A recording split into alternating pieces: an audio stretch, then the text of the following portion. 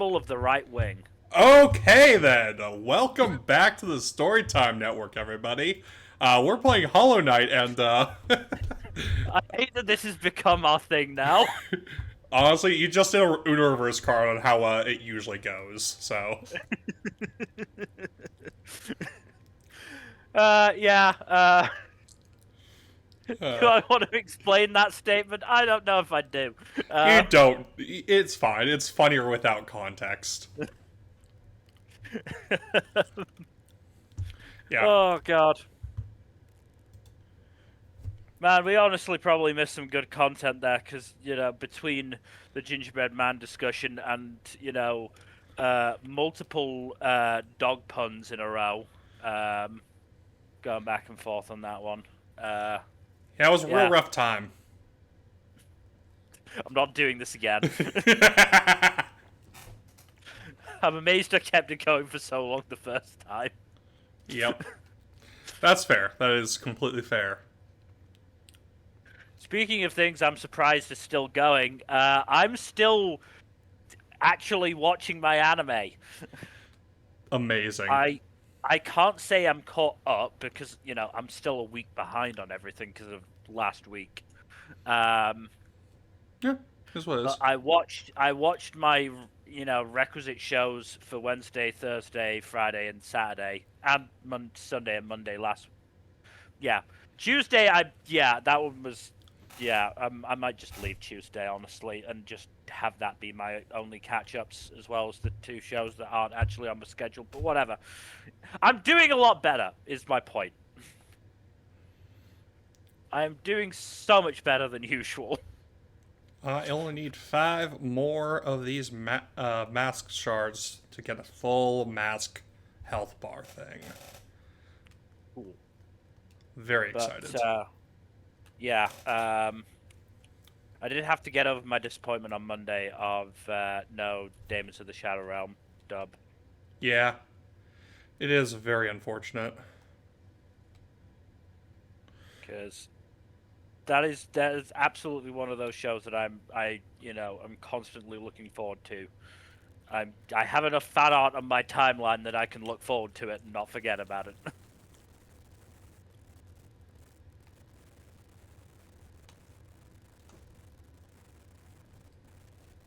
Do do do But do do do do.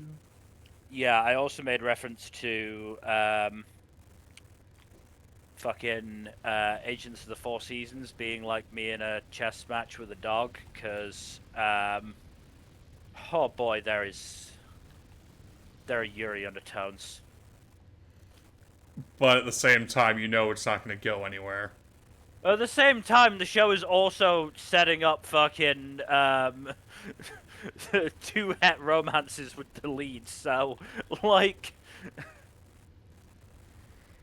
I know that if I actually believe in a Yuri ending, I'm gonna get disappointed. That dog is gonna get me in checkmate, but at the same time, it's really fucking hard sometimes. I get it. Look, these things. Oh, What, the like centipedes or the little sort of pill bugs that are coming out from little the pill bugs that ground? really annoy.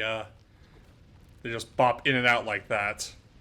Eh, I don't know. I feel like I've seen worse enemies while you've been playing this. Oh, they're absolutely worst enemies. These ones are just annoying.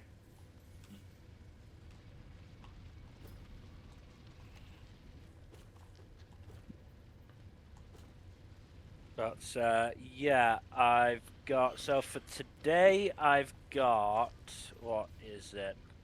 Because obviously, look, I had to fucking split my Saturday shows up because there was no way I was going to be able to, watch fucking 6 episodes on Saturdays. No, that That is a lot even for me, if I'm being that honest. just isn't going to happen. So Demons of the Shadow Realm is on Mondays. I think I put Akane, Banishi, and Scum of the Brave on Thursdays, and then I think it was Agents of the Four Seasons on Friday. I think. I don't know, man. I'm not the one Um, organizing your list. I don't know, but I don't remember. I say, but I've actually do have it written down. The Agents of the Four Seasons is a Saturday show.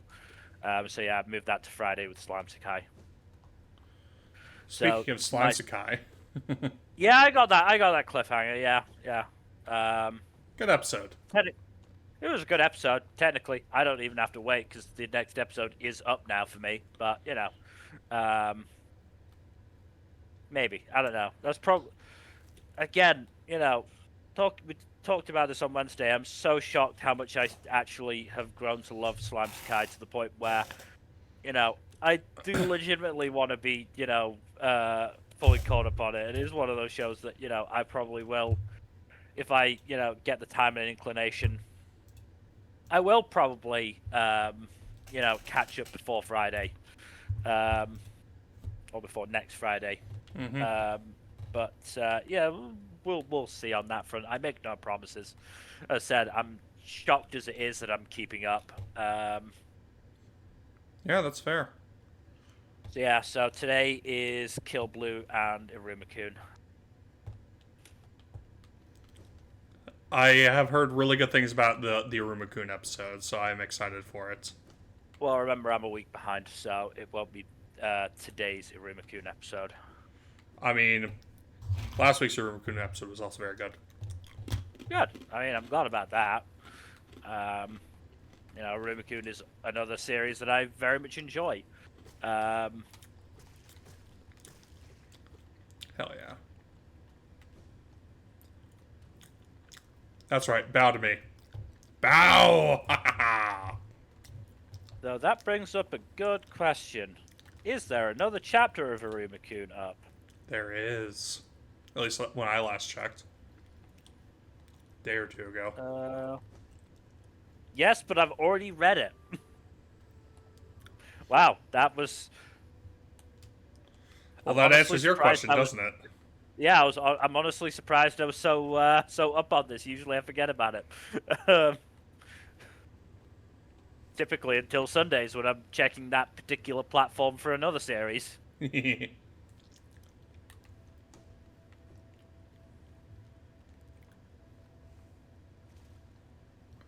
That's good, at least. Yep. Um, So we've more or less hit the wrap up of the arc, and it's impressive how much foreshadowing Nishi managed to get into fucking everything. Yeah, Nishi is so fucking talented. She really is. Mm-hmm.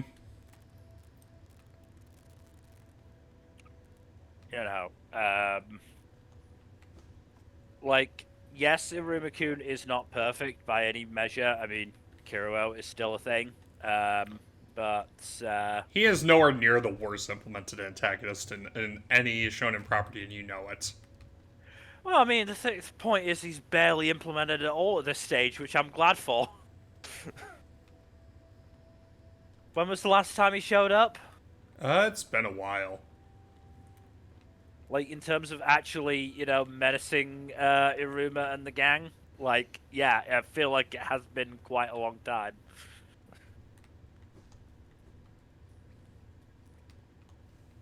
Like, I know he showed up for a bit in the at the fucking amusement park, but like, does he actually like interact with Aruma after that? I don't recall. It's been a minute.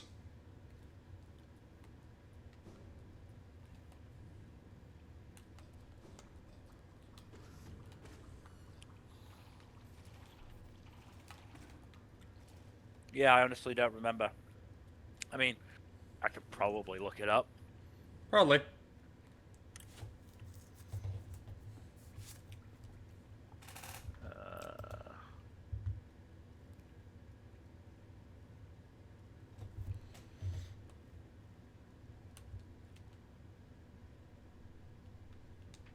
Well,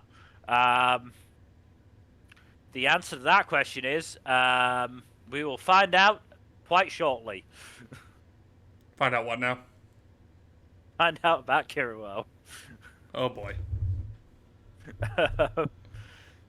That might not be the most recent, because the entries on the wiki for Post Heartbreaker and Diviculum about TBA, so he probably appeared that, but I don't know in what respect. But hey, Yeah, there is something before that that will be shown in this season of Aruma's anime. Yep. Oh, we're definitely not getting to Heartbreaker though. That is, yeah. No.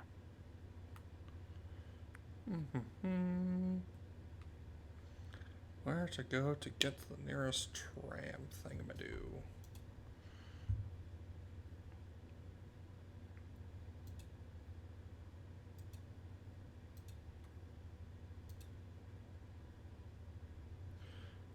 Okay then.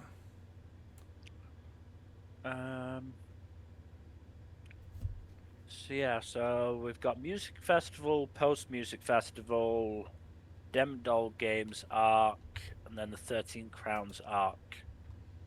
And this is all even before we get to second year. Mm-hmm. I mean, the Heartbreaker is the first like proper arc in second year. There's the second year enrollment arc, but you know it's sort of but yes, I would be surprised if we got that Heartbreaker arc. Actually, is Aruma 2 core this year? It This is two season? core. It's always been two core. Yeah, I know.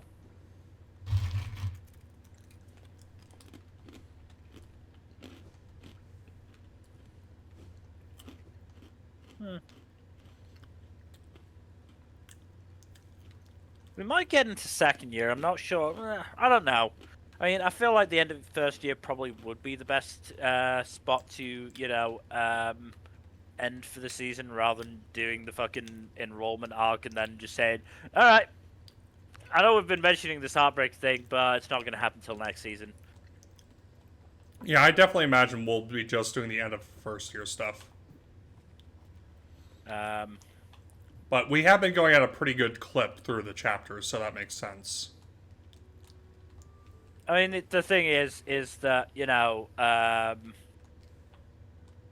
fucking music festival is 21 chapters, post music festival is 11, Dem Doll and 13 Crowns are 15, second year enrollment is 9, and then Heartbreaker arc is 44 chapters. There is no way in So hell we're getting Heartbreaker. Not this season. no, not this season.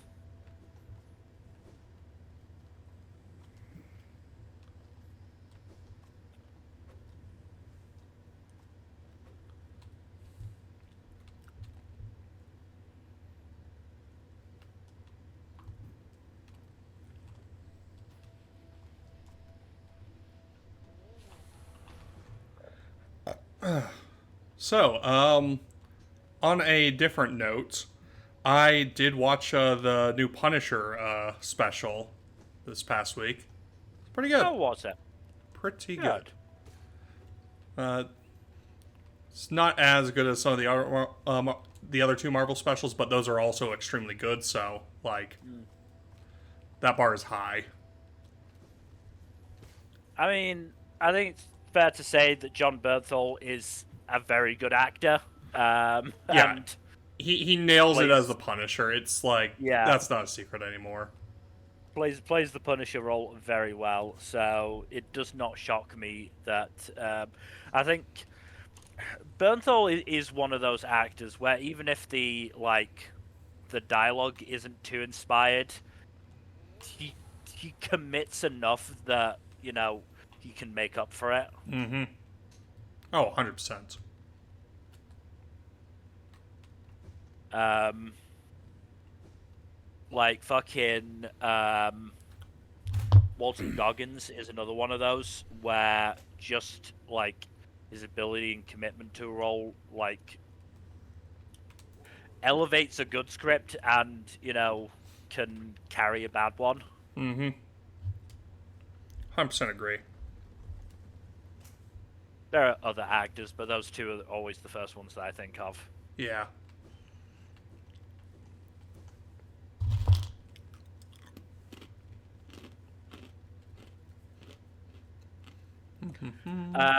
The one thing I have seen about the Punisher special is a particularly bad stunt fall. Yeah, I think it's one that has like a few different cuts in the middle of it. So from what I've heard, I think I know which one you're um, talking about. the one that's like off a roof onto like I'm not even sure what it is, just some kind of metal box. That's I think it's like an air conditioning unit of some sort. Yeah, that genuinely looks like it's from a PS2 game. It's not good, yeah. That one did take me Um, out a little bit. from what I've heard, Bernthal did the the actual fall off, and then it was a stuntman doing the actual impact with Bernthal's face superimposed. Ah, yeah. And so, like, either the CG for this face superimposing was just really badly done, or somehow they did actually manage to do a stunt fall that did just look like a PS2 cutscene. I don't know. Maybe it has something to do with Marvel's gutting its effects teams for the past, like, however many years. And shitification. Yay. So Mm. no one who actually has empathy for anything or anyone.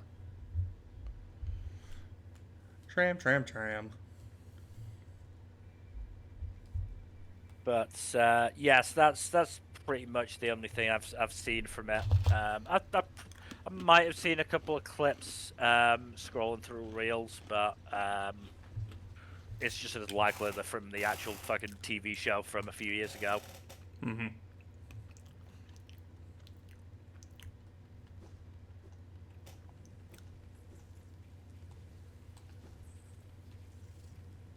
Bzz. So following on from a conversation we had Oh, a couple before we weeks ago do now. that, speaking of brutal violence, I also watched the new Mortal Kombat movie. Oh, how was that? Good. Very fun. Very bloody and brutal, unsurprisingly. I mean, that's Mortal Kombat. It would be bad Mortal Kombat adaptation if it didn't have brutal fatalities. Yeah. The Hive.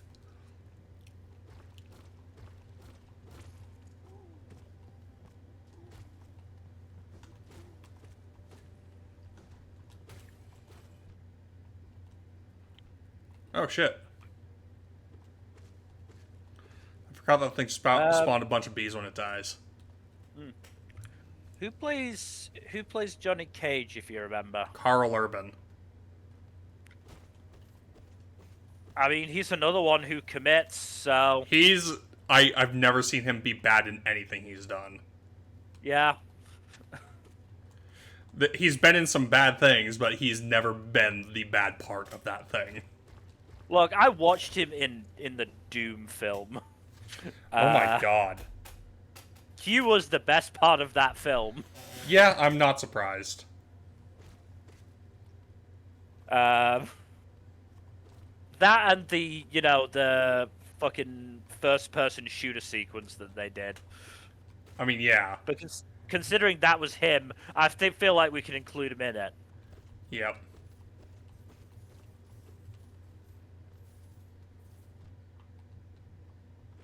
Yes, Carl Urban is another very, very good actor. Yeah. Yeah, the Who, movie is overall a pretty fun time. look, fans of the Ah, boys don't take this the wrong way. But I'm glad that show is ending so Carl Urban can escape it. it's not like it's the only thing he's done recently, but yeah, it has been like his big project for a while. Mm. Bench me, motherfucker. Let's go. The Hive. You have, I'm pretty sure, brought back all those enemies you just fought, though. Yeah. Well, it doesn't do it if it's in the immediate area. It's only like. So, these guys, yeah, they're back. But that one bee I killed right before the bench, no, it wouldn't have come back from just the resting. Hmm. If I had died and respawned there, for sure, but no, not here.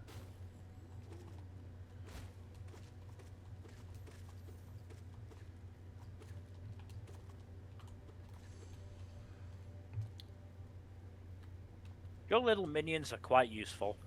They're useful in basically every area except the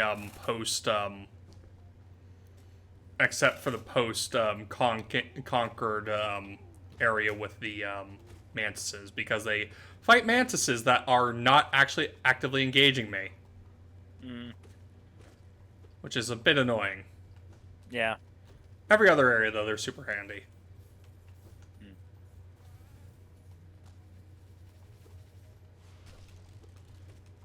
This motherfucker drills shit. Was there anything else, like any other actors slash characters to look out for in Mortal Kombat Well, there 2? are a lot of really good ones in there. Makad Brooks is in it as Jax. If you're familiar with him, he's a really good actor. He does a lot of good stuff in that. Hiroyuki Sanada was the one who played Scorpion in the movie, as he Okay. did in the first one. And you're familiar with Sanada, right? Yeah, yeah. Yeah. There's a lot of other fantastic performances. I'm just not remembering the actors' names off the top of my head.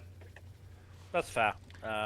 It's a Well, real. It's a nice improvement on the first Mortal Kombat movie that came out a few years ago. hmm. It's not perfect, but I think it does a lot to remedy the mistakes of the previous one, and also just like, yeah, it does a lot to course correct, and also just does some good stuff that's Hmm.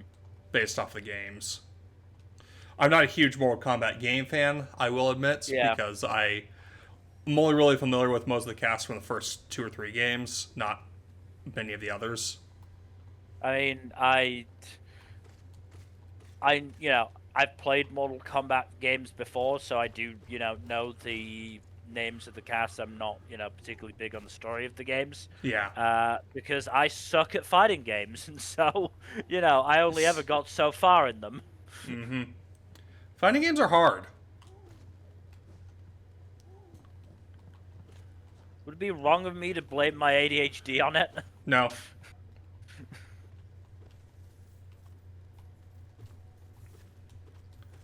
It is just a case of makes it harder to concentrate unless you're like really hardcore into something.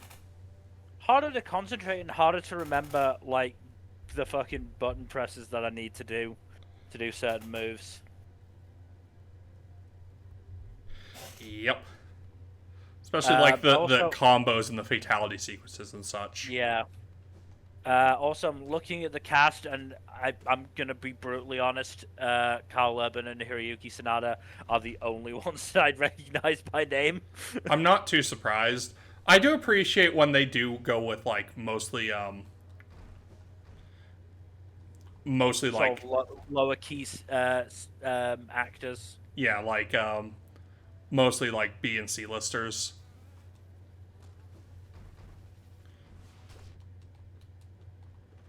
I hate the big fuckers because they do 2 masks of damage. Mm.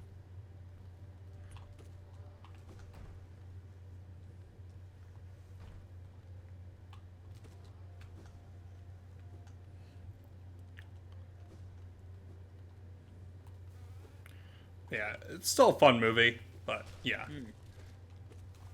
I wouldn't necessarily recommend it to anyone who isn't a hardcore fan. Or just like really wants a brutal, gory action movie. Which, to be fair, a lot of people do. It was a good time. Maybe I'll watch it when it comes to streaming. Yeah. I mean, you should probably watch the first one beforehand, but yeah. They do some really cool stuff with fatalities. Both in this one and in the first one. Again, very good. That's a key part of Mortal Kombat. So I'd hope that they would. Yep.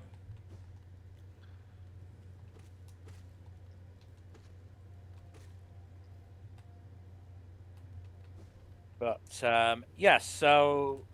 Back to what you were you wanted to talk about. So yeah, going back to something I mentioned a couple of weeks ago. I've continued playing Wii Sports. Mm-hmm. How is it? I'm still bad at tennis. Is anyone good at tennis? Um, I I've gotten better at bowling, but I'm still apparently not to the level I was when I was a kid, which is honestly perplexing. Um, Holy shit. that was close. Yep. That was really close. Ah, fuck, shit. Yeah, you got caught there. Yep. There was no good. Um, I've started to get a handle of things with baseball. I've managed to win my last few matches. I mean, fairly closely, like 1 run differences, but I've won them. Um, Golf, I've suddenly become really good at. Um, I'll give the credit to Birdie Wing, because why not? Um, I got my first eagle last night. Nice. So unfortunately, got a bogey on another hole, which meant I just came Broke short even. of. Yeah. I didn't break even. My record at the moment is -3 on the 9-hole course.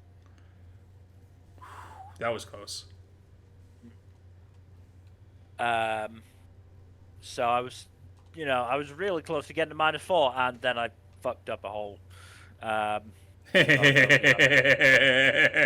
on Sorry. it. You did that to yourself, man. Oh my.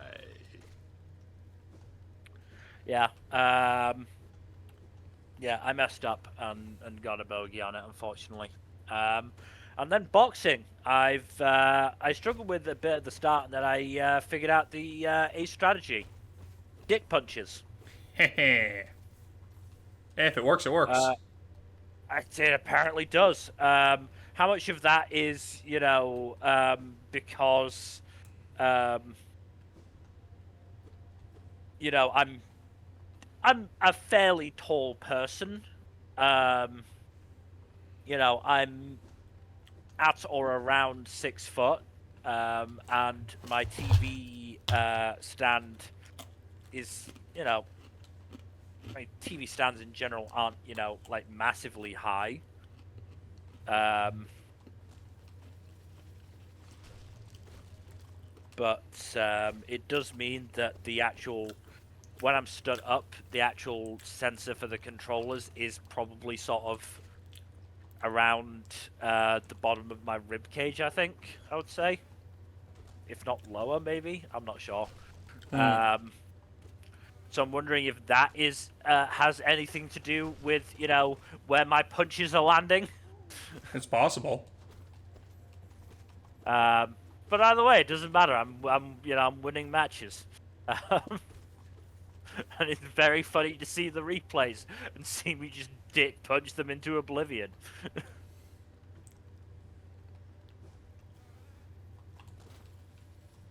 Yeah, I haven't gotten any other games yet. Oh, hey, another shard. Yep. I assume. Get over here, you fat bastard. Hit that wall for me.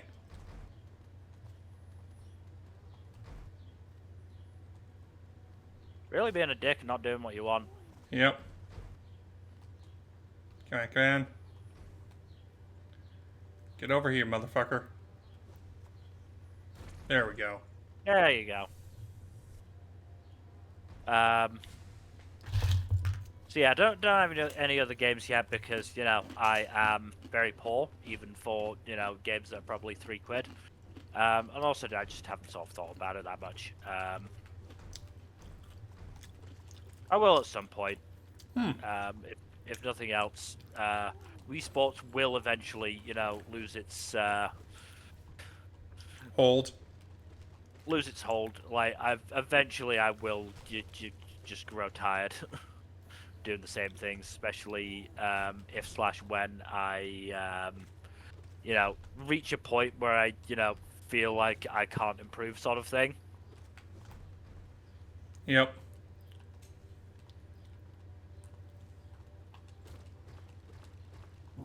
I mean, I thought I'd hit that with the golf when I got a -3, but now I've started getting really fucking close to a -4. So, Yeah, you never what know. do you know?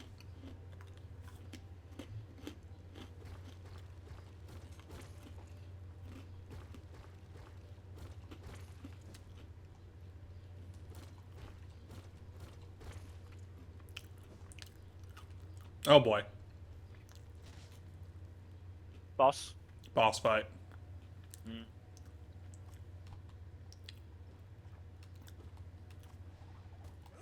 A Hive Knight. Ah. So not the queen? Nope.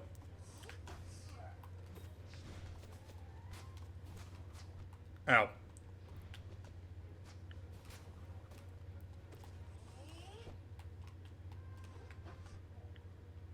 I dodged right into that.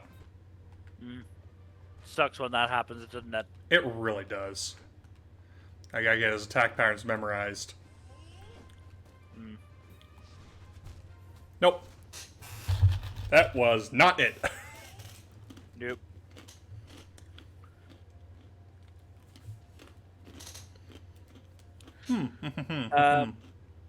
So, oh yeah, that's not a great amount of distance you have to travel.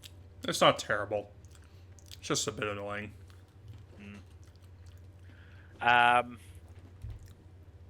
So I'm sure you're aware of Sellsword Arts. Yeah, I'm familiar with them. So, obviously they have in the past done, looks at various anime and stuff like that, and relentlessly criticized them. Yep. One of them is not a big fan of Zoro. I'm not surprised. Like, Three Swords is not normally Realistic wieldable. Yeah. is not a realistic fighting style. It's not. But you don't come to But- One Piece for realism. You come to One Piece for No. shenanigans and bullshit.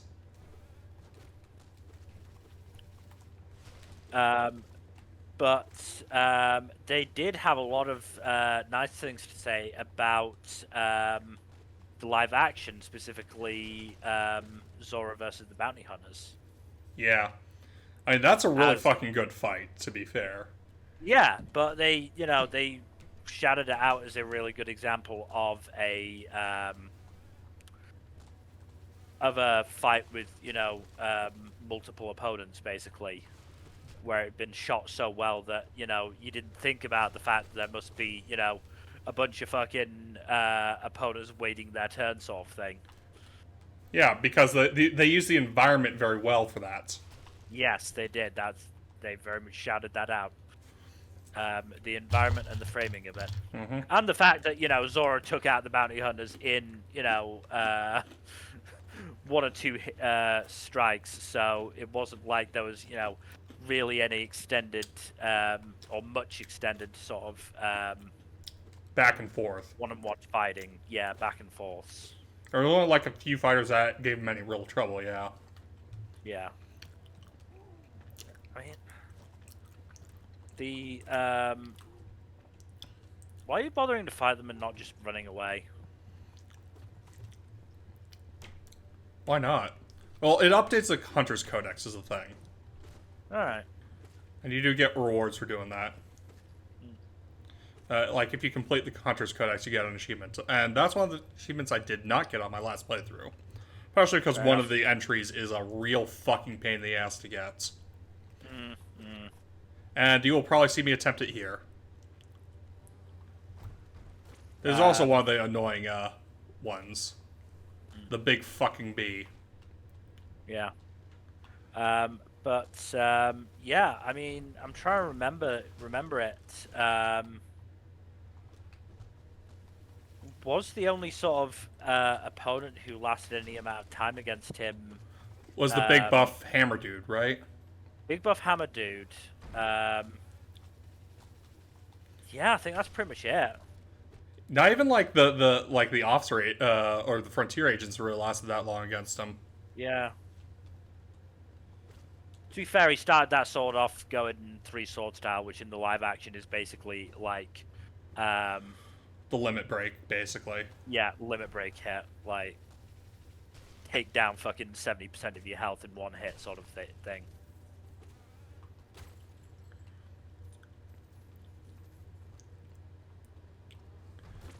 Ah, shit. That's a little awkward.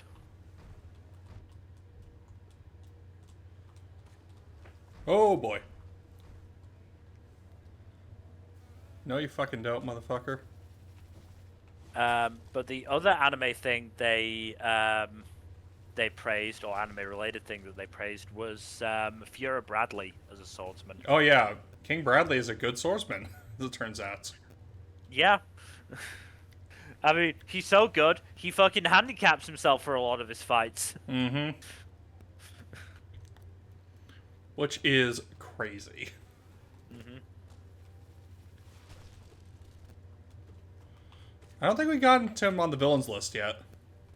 We have not. Because he is under, I think he is under King Bradley. Yep. Because technically, King is his first name. Yep. And we don't sort by titles unless it's like the only name we have to go by. Yeah. Like with the Major, for example. Mm-hmm.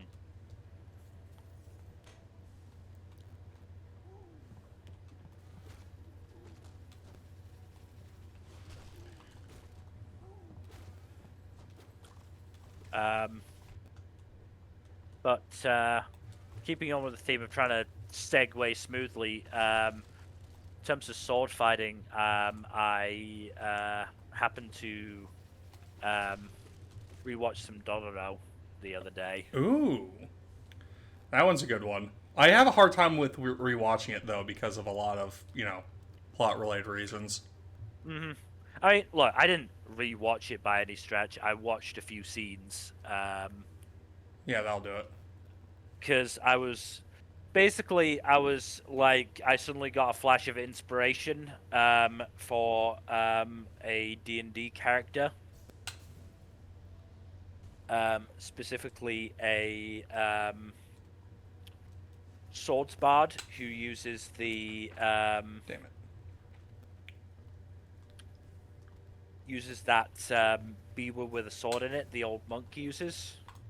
Damn it.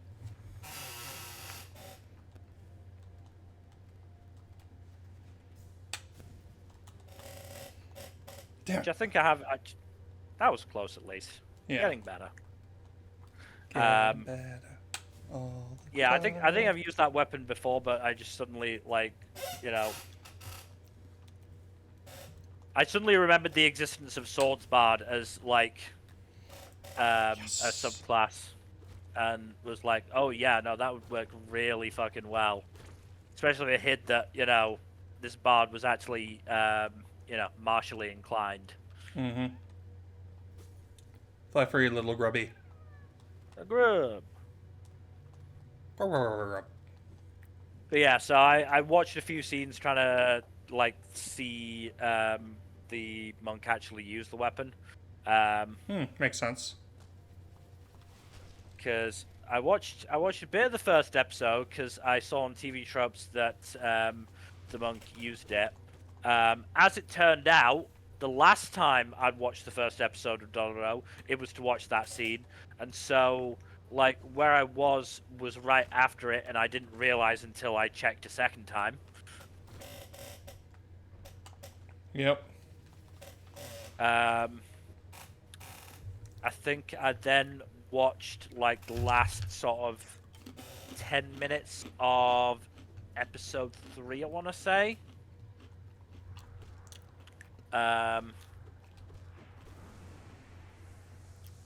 And then I watched the sword fight between Hyakimaru and Tahamaru in episode 21, because I remember shouting that out. It was really good. Must admit, it had more cuts than I remembered.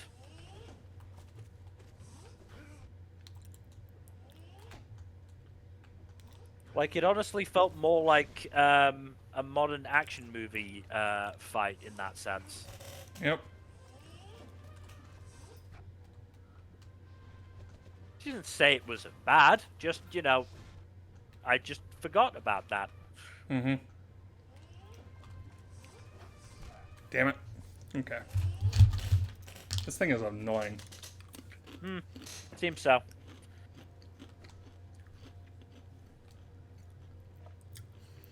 I do want to finish this because I do want to actually, get through the lair properly. And, get the boss defeated and get the charm at the end. Because there's a Dude, charm. we got an hour and 20. You can keep bashing your head against this. Thanks. I think. I believe in you. You'll fucking smash that wall eventually. Let's check my charm loadout real quick. It wouldn't hurt.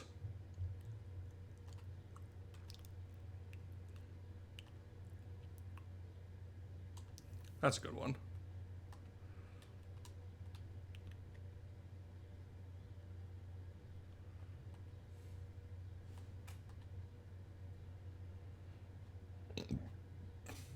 So I think I said before, again, a week or two ago, I'd been listening to this podcast Yes. that was hosted by one of my old lecturers.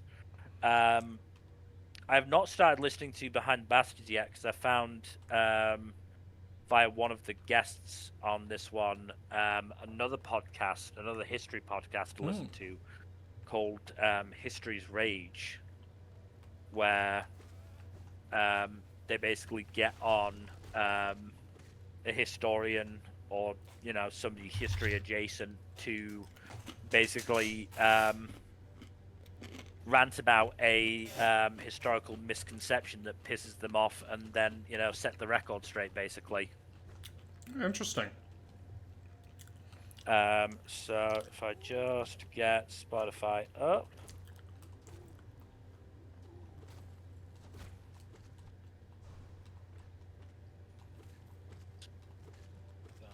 Do this. Yeah, most of the guests on Behind the Bastards are comedians or journalists of some stripe or another.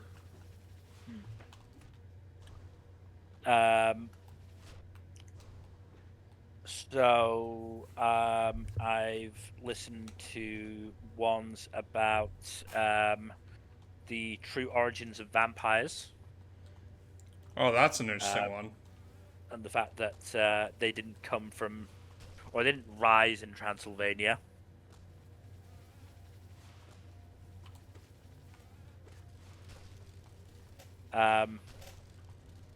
That Jane Austen didn't just write, sort of vanilla. That's what I want to use. Romance? Romance, yes, but there was a word I was going to use before that.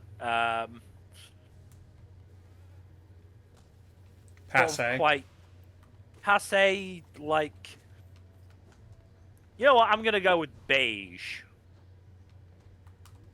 Honestly, I think beige is a better descriptor than vanilla for plain, boring stuff. But yeah, so, going a bit into that was quite interesting. There was actually a really interesting one about Robert Liston, the 19th century surgeon who is apocryphally stated to have killed 3 people in one surgery. Oh yeah, that guy. Turns out there is no actual evidence of that ever happening. I'm not surprised in the slightest. And Liston was actually an incredible surgeon who dragged the field forward quite a bit in his time. Why am I not surprised that it's the urban legend is slander? That's actually the reason that it's considered that the story definitely isn't false, definitely isn't true. Because if it was true, Liston apparently had a way of rubbing people the wrong way. Let's say he was quite an abrasive person, and so it was basically said, "Look, if this had actually happened, there would be so many records of it, because people would use it to, go after, would have used it to go after Liston. There would be a lot of evidence of that." Mm-hmm.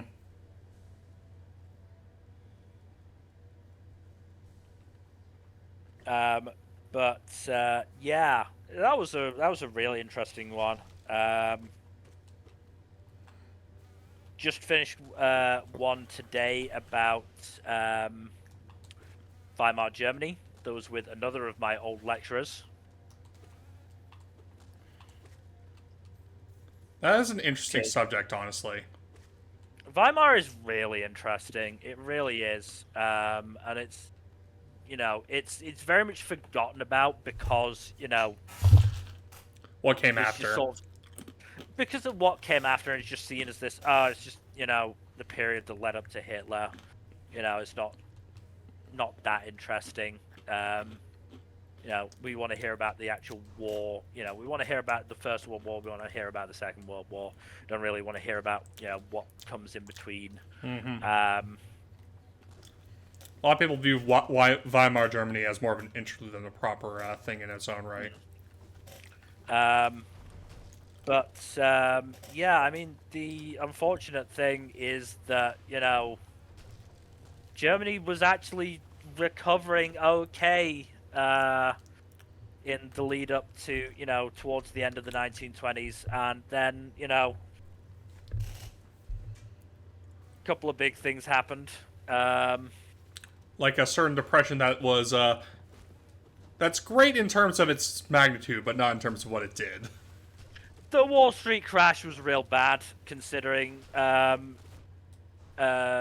from America, loans and trading with America were very much propping up the German economy at the time. But the other big thing was the fact that a fella named Gustav Stresemann died. Oh, was he one of like a big? He was a big influential figure at the time, wasn't he?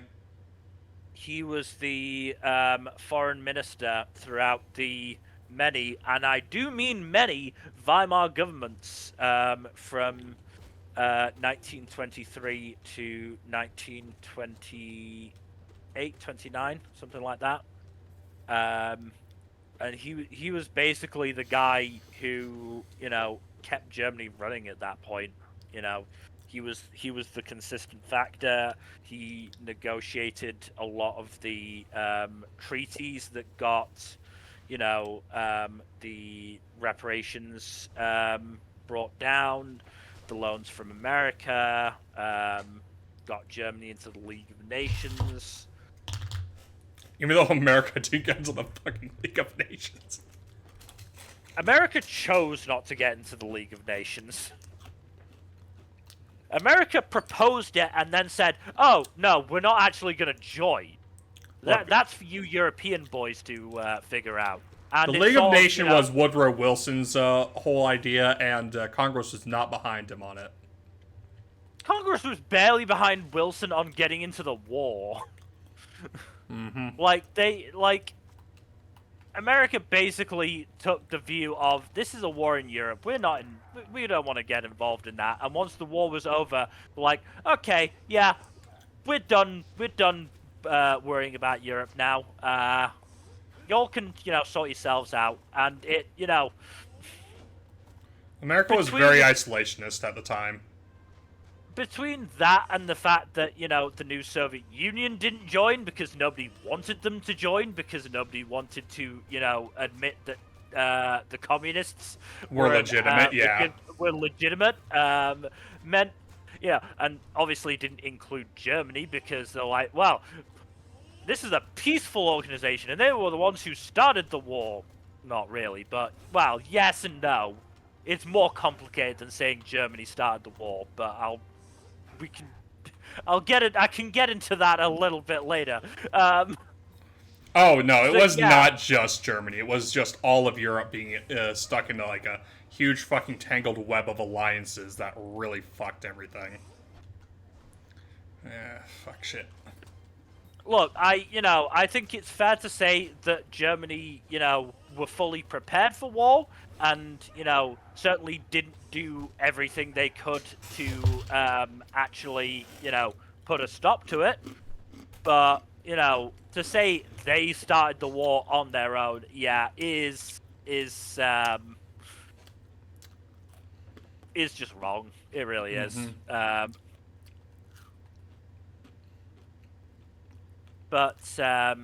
So yeah, the League of Nations was a nice idea in practice, and the second run of it in the United Nations has probably done probably gone better, though not perfectly by any stretch.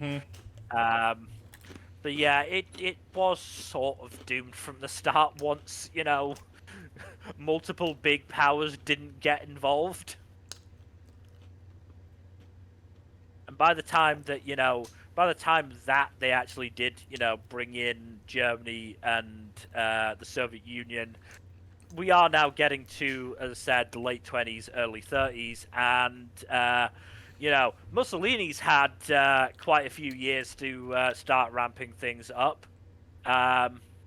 Hitler's starting to get more and more influence.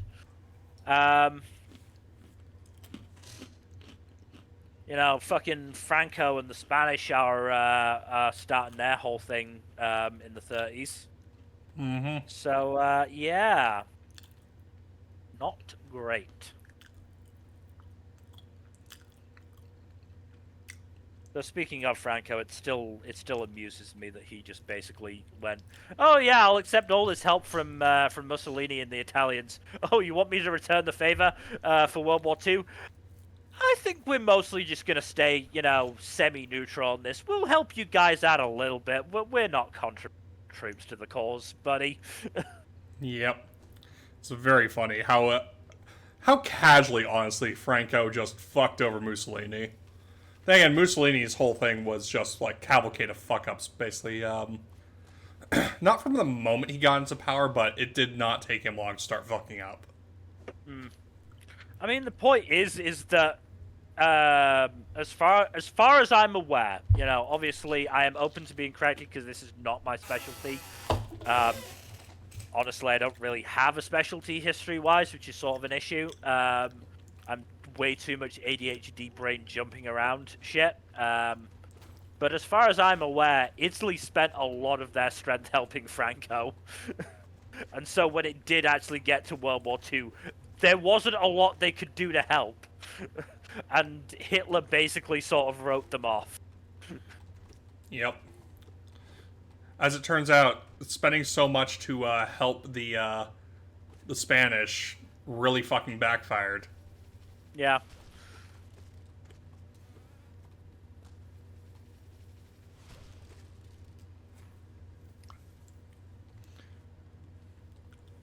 History is fascinating, especially with how much things interweave with each other. Yeah, no, I fucking adore history. It's, it's consistently so interesting.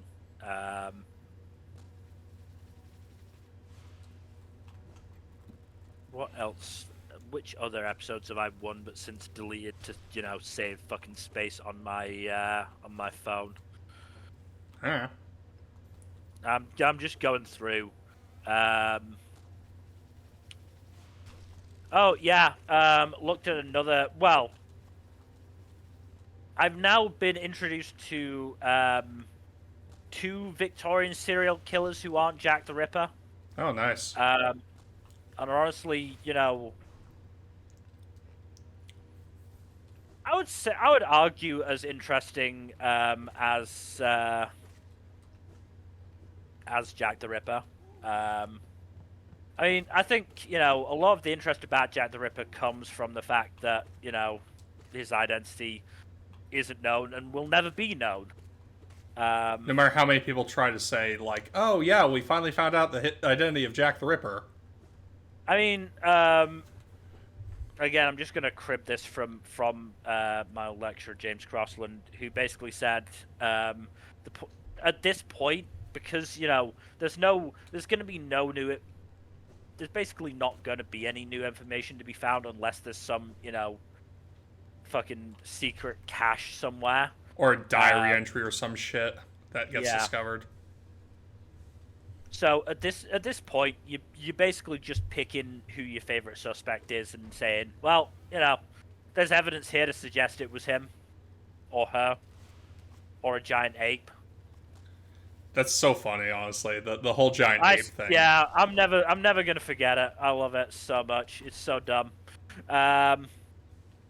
But yeah, so there was a woman by the name of Mary Ann Cotton, only a couple of decades before Jack the Ripper, whose main way of dealing with problems in her life seems to be poisoning somebody. Or seems to have been poisoning somebody, because, yeah, that happened a lot around her. She had multiple husbands who mysteriously died of gastrointestinal issues. Wonder why that is. Multiple children who died of, similar complaints. Fucking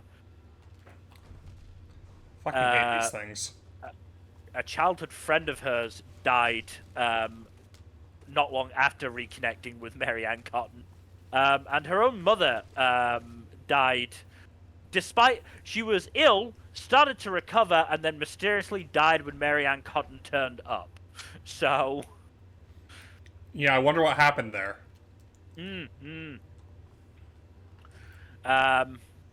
But a big part of it was this was the 1850s, 60s, 70s, whatever.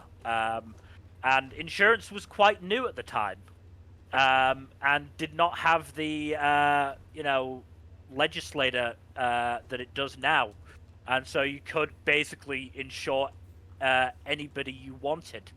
Oh, that's funny. Collect when they died. And that is what she did.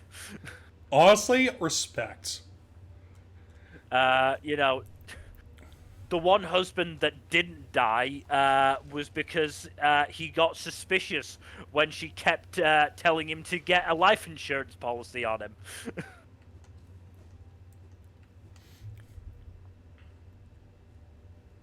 No, there could be a perfectly innocuous reason for that. I mean, look, there is a non-zero chance that she was just incredibly unlucky, okay? Her main poison of choice seems to have been arsenic, and arsenic was, it's a classic during those times. It's a classic, and it was about in, other forms than just being put in some tea. So there is a possibility that, yes, she was just incredibly unlucky and all these people around her happened to die of arsenic poisoning. Is that likely? No. Probably not. Absolutely not. But considering she's been dead for over 100 years, we probably will never find out. Probably not.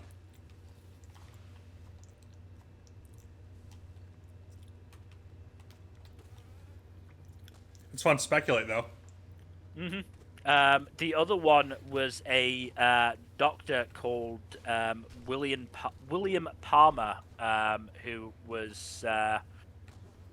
So basically, back in those days, unlike, nowadays, when if you're suspected of murdering multiple people, they will, bring you up on charges of murdering multiple people.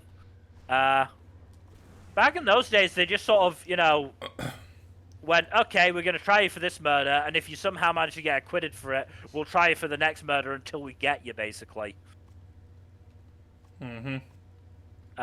So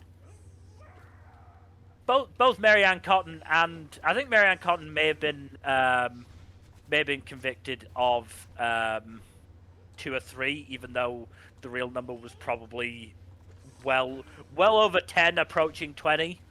But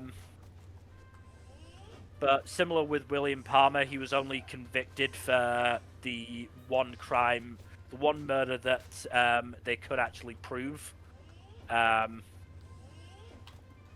which was of a man named John Parsons Cook, who mysteriously died in complete agony. Suspected he was poisoned by strychnine. Strychnine, I believe. Yeah. Though there was not evidence of that because when the autopsy was done, Parsons happened to be there and accidentally nudged the coroner's hand just as he was removing the stomach. Oh no, I wonder what could have happened there. Give me some time to recover, you fuck.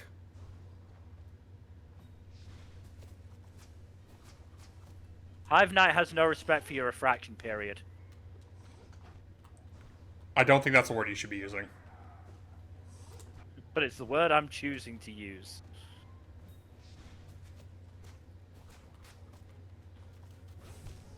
You fucking asshole. In case you couldn't tell, I don't like this boss. But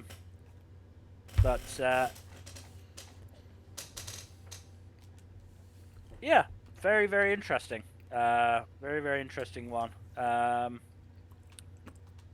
that was another really interesting one. Samurai didn't hate guns, which is something I knew. Yeah, just ask Oda Nobunaga. Yeah, Nobunaga was a big one. But yes. So that was again, some stuff I knew, some stuff I didn't. So yeah, really fucking interesting one to go through. Oh, there was one about Lizzie Borden. Lizzie Borden took an axe and gave her father 40 whacks. When she saw As it turns out, no, she didn't. Oh, I know. The rhyme is she just did it catchy. to begin with. Yeah. Because there is, from what I was told in this podcast, it's a lot less clear than the rhymes make it out to be. Mm-hmm.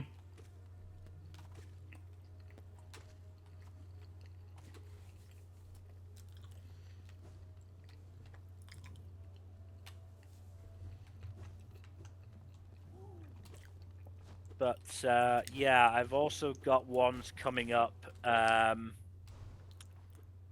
about the one that I'm currently listening to is a 2-parter on Napoleon. Ooh. Is one of the things that he isn't actually short? Not as of yet. Mostly basically going, look, the people who, mythologize and mythologize Napoleon and turn him into like this heroic figure who. Oh no, Napoleon was a bastard. Yeah, no, that's basically the summation of what we're getting at here. He was very good at a lot of things, but that doesn't mean he wasn't a fucking bastard. Yes, the second part. Yeah. No, go on. He was actually pretty sexist, if I'm remembering right. Oh yeah, no. That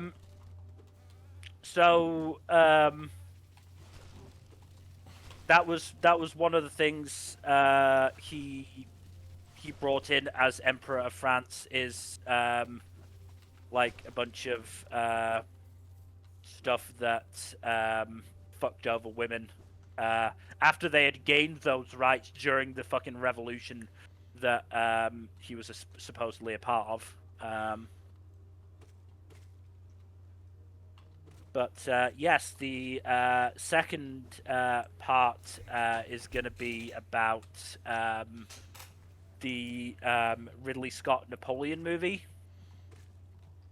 Oh, that one's a classic. And that Uh, sucks. I I suspect that the guest is not going to be kind to it, um, which I'm very much looking forward to.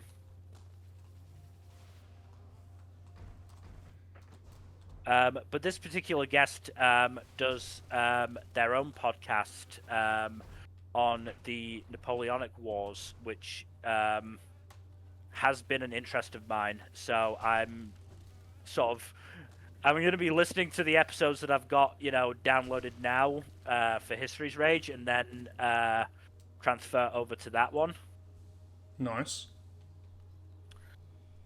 Very interestingly, because so how I got interested in the Napoleonic Wars was through a book series following a character called Sharp, who was a British Army officer who was initially an enlisted soldier, and then he saved the life of Arthur Wellesley, otherwise known as the Duke of Wellington, who basically gave him a commission as a reward. And then he rose through the ranks and reached the level of Lieutenant Colonel by Waterloo. But it's a really good book series, and it had a TV show in the, I think, the 90s and into the 2000s made about it, where the titular character Sharp is played by none other than Sean Bean. Yeah, I've heard of that one. Sharp is a character so badass he survived being played by Sean Bean. In fairness, I feel like that's just part of being a historical figure. He's not actually a real historical figure, is the thing. Oh, interesting. He is. So a lot of the events of the Sharp books are basically, yes, this stuff did happen. No, it didn't happen in this way because there wasn't one fucking, British rifle officer doing a lot of this shit. What? No, I'm shocked. Shocked, I say. But I personally think it's a good introduction to the events of, in particular, the Peninsular War. The British campaigns through Portugal and Spain up into France.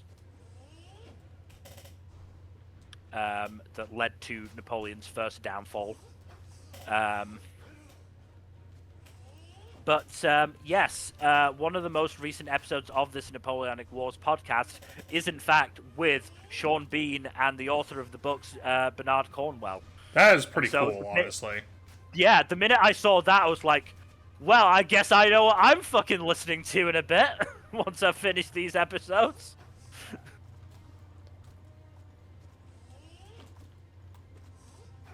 I'm just enjoying, getting back into history a bit. It's been too long. There's also an episode of this Napoleonic Wars podcast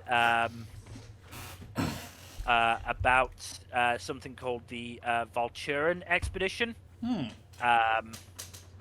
Which is a incredibly ill-fated attempt by the British to destroy a French sort of naval base and shipyard up in the north of Holland. It's honestly, it's something that I first researched for sort of. So when I was in sixth form, so I think I was 17, 18 at the time, I did a thing called an extended project qualification that was basically pick a topic to do a 5,000-word essay on, and, the mark you get for it will, go on your transcript and help you for university. I was like, I can fucking write 5,000 words, fuck it. I did mine on the Napoleonic Wars. But one of the things I did research was Volturen, and God, it was a fucking mess. A absolutely hilarious mess of epic proportions from the British. Because the whole point was, as you may or may not know, I don't know sort of how deep your knowledge into the Napoleonic Wars goes, but it wasn't only Britain fighting France at the time. No, it was a collection of different countries. Napoleon is also the first like big name to make the big mistake of pursuing a land war in Asia. Yeah, the invasion of Russia was not well thought out. Oh no, it wasn't a land war in Asia. He just invaded Russia. Yeah. Yeah, really bad idea. Really bad idea. Fucked him over massively. Russia's just too big. Went in with I think 650,000 men. Came out with I think at most 100,000. Something like that. Yeah. You know, and all the while his fucking generals are getting their asses handed to them by Wellesley in Spain. Yeah, so collection of countries fighting against France, and I think it was either Prussia, Austria, or both basically asked the English, hey, you know, we're going to be fighting the French army over here. Defeat the Grand Armée. Yeah, can you basically attack the northern coast of France, Belgium, Holland, whatever, to basically, you know, draw some of them away? I think it was. If it was Northern Holland, it was a different point of Northern Holland. But anyway, they wanted the British to, you know, distract the French, so that, you know, the forces against them weren't as large. Mm-hmm. The British went, okay, we'll do that, and then decided, that we're not going to get a lot out of this ourselves. So why don't we actually change where we're going to attack, so that we can, you know, take out a big portion of the French Navy while we're at it, and, you know, really secure ourselves from invasion from the French. Yeah, that'll work a treat.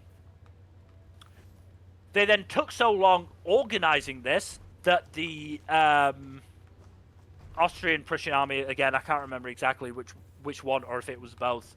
Either way, the army opposing France was then defeated before the British even set off. So already, you know, what should have been the big reason for them doing it is lost, because, you know, the allies they were supposed to be helping have been defeated. Whoops. It was meant to be a joint expedition with, you know, naval and army forces. They did not get on. And so there was a lot of bickering back and forth, and the sort of high commander who was supposed to command both aspects of it was not very good at his job. He mostly got the role through nepotism, if I remember correctly. That doesn't surprise me in the slightest. They then took so long actually getting past the sort of initial defenses that the French were basically able to block the path to their naval base and shipyard. At which point, the British force sat on these Volturen Islands and basically just sort of tried to wait to decide what to do.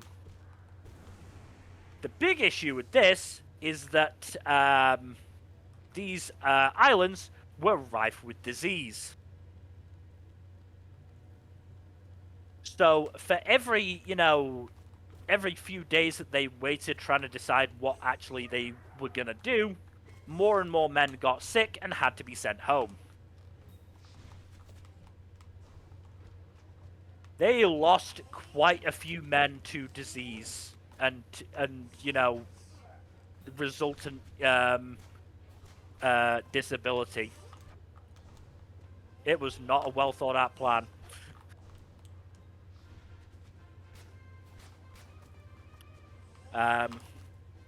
But yeah, there's an episode on that as well, so I'm looking forward to that. Fucking. God damn it! I fucking hate this fight. Do you want to try something different for a bit and just, Yeah. I need to go get my soul back first, though.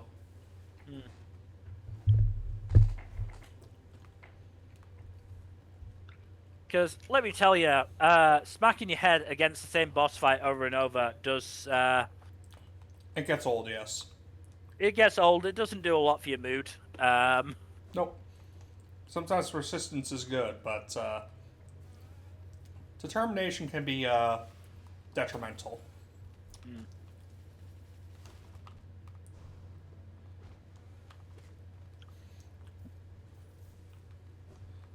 So, different topic. Have you checked out any of the songs on the tier list that we're putting together that you're not familiar Not yet, with? no. I have not, no, if I'm honest. That's fine. I'm just asking out of curiosity. How many of them are you familiar with, if you don't mind me asking? You're completely fine to ask. Let's see. 1, 2, 3.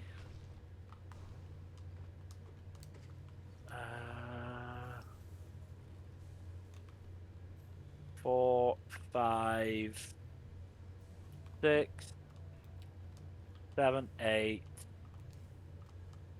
9.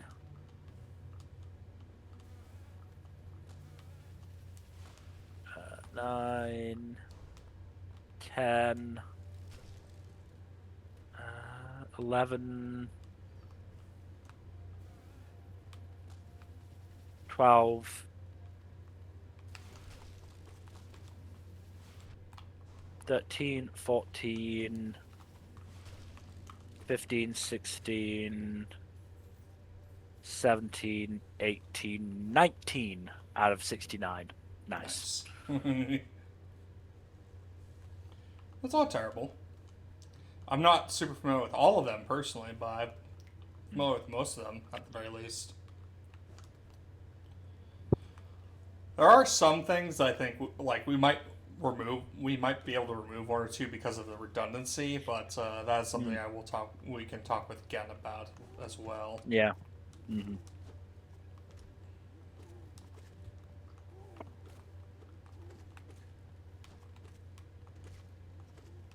You may be surprised to learn that one of the ones I am familiar with is Rocky Road to Dublin from Sinners, despite having not watched that movie, because somebody made a Mighty Nine AMV set to it. Oh, neat. Yeah, it's a good one. It's a real good one. I do recommend Sinners. It is a very good movie. Again, it's one of those that, yes, I absolutely know I should watch. What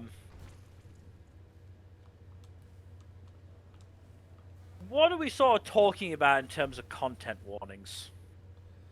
It's primarily graphic violence. Okay. There's also like some racial violence mentioned / alluded to and talked about and such, but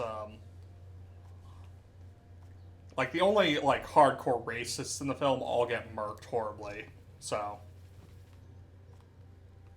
I'm more sort of talking about how bad are we talking language, coarse language wise. oh, there's a lot of swearing. Okay. It's one of those things of,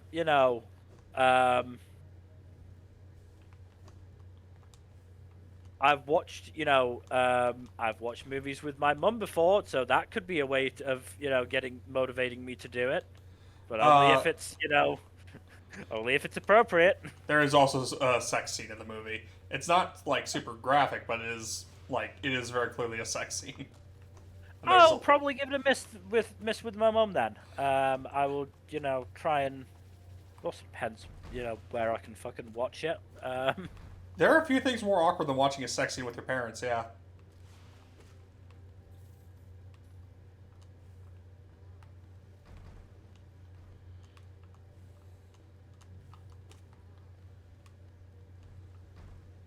So it is technically available to buy on Amazon Prime.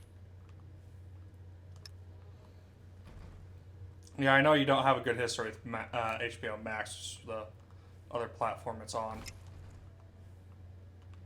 It's less that I have a good history and more that I don't have the money to spend on that. Mm-hmm. It's Fair. another fucking streaming service that, I just don't want to have to get. Understandable, honestly. Because I don't think it's like available in the UK now. Yeah, I can get it in the UK. I can get it standard with ads for $5.99 a month, or without ads for $9.99 a month. But like, I don't want to. Like, yes, there's stuff I could watch on there, but like, I also know me, and I know I probably wouldn't, and I just end up paying for it for nothing. This is a really bad area. Yep. I am having a bad time right now. I do not want to Yeah. die.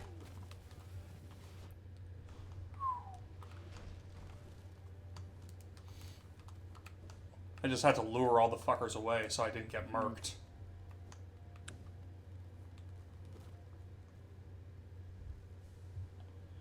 Yeah, I'm gonna go explore somewhere else so I don't keep hitting my head against this brick wall.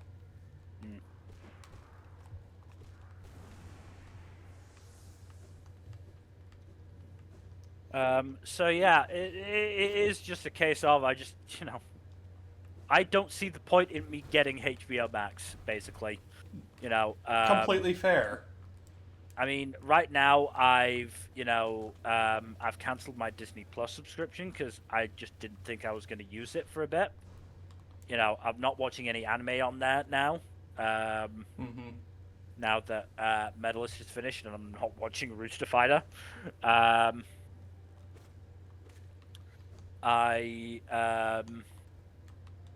The Scrubs revival is finished, even if there's apparently going to be a second season coming this year, which is insane. That is So I'm insane. very happy about. To be fair, it's one that probably doesn't require a lot of, editing in post, comparatively. No, it's a pretty simple show. I feel like a lot of studios should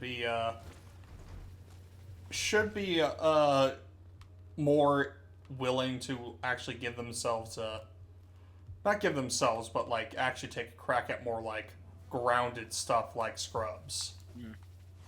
No, absolutely. The loss of the procedural is, a damned shame. Well, I say the loss of the procedural. There's plenty of police procedurals, The unfortunately. de-emphasizing of the procedural is a damned shame. Yeah, especially non-police stuff, because like, as I said, plenty of police stuff, but not as much non-police. Like, I know there's still like the occasional medical drama and so on, but I mean, yeah, the pit exists. I've heard that that one's good though. Yeah.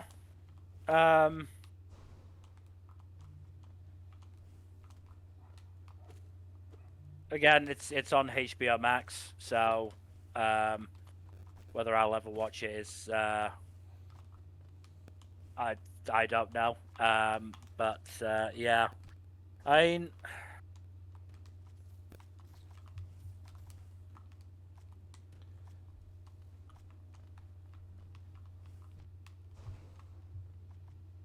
trying to think.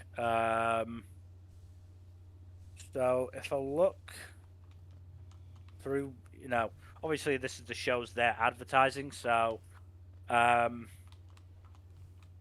there's the new Bill Lawrence show, Rooster. I think it's Bill Lawrence show. That has John C. McGinley in it.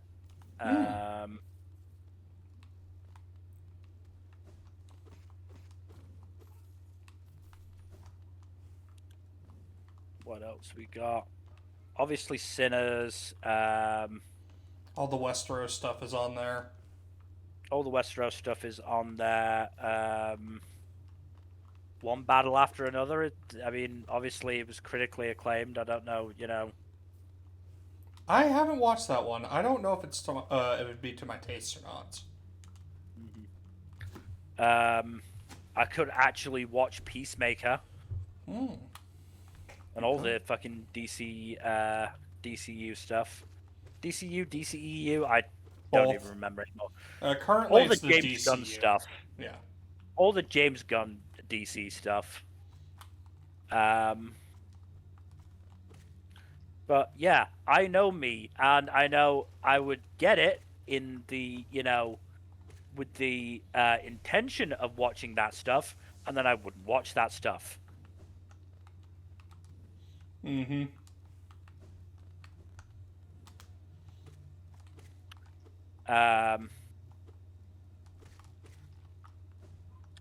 Speaking of Westeros, I have been getting a lot more like Game of Thrones and A Song of Ice and Fire posts lately, which has been interesting. Yeah, I think Tales of Dunk and Egg have given it a bit of a minor resurgence. Mm-hmm. That plus the House of the Dragon. So that's also. So House of the Dragon season 3 is coming relatively soon. Yeah, later this year. I think it's in July. I want to say. Though this is the season that apparently had Gurm walk away. To be fair, I think Gurm walked away because of what was done last season. Fair.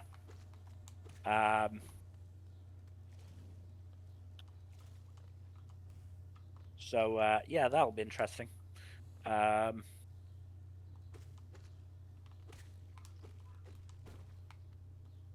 I'm not against getting these posts because fucking whatchamacallit. Song of Ice and Fire is an interesting series. It's just really fucking hard to get through because it's depressing as fuck. Not to mention, we don't know when we're going to get the next bit of it. Mm-hmm.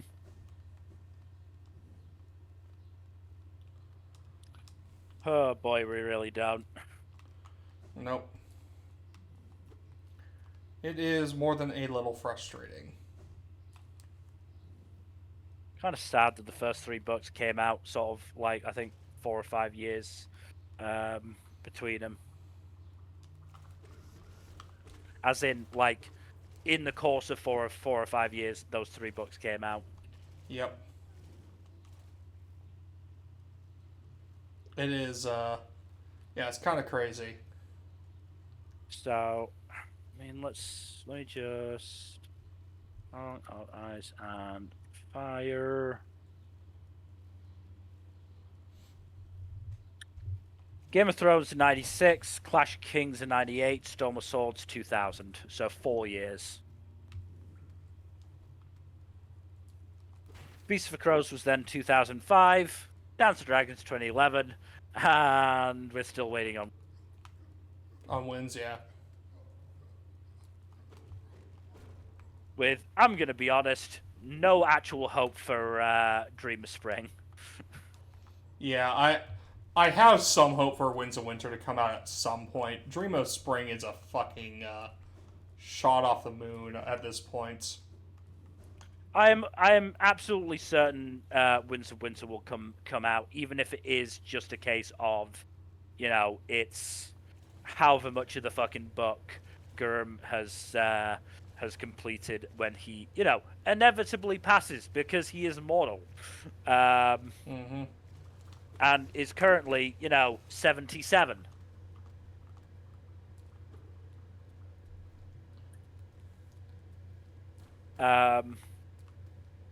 So, but yeah, I would be stunned if fucking if Dream of Spring comes out at this point. I cannot blame you.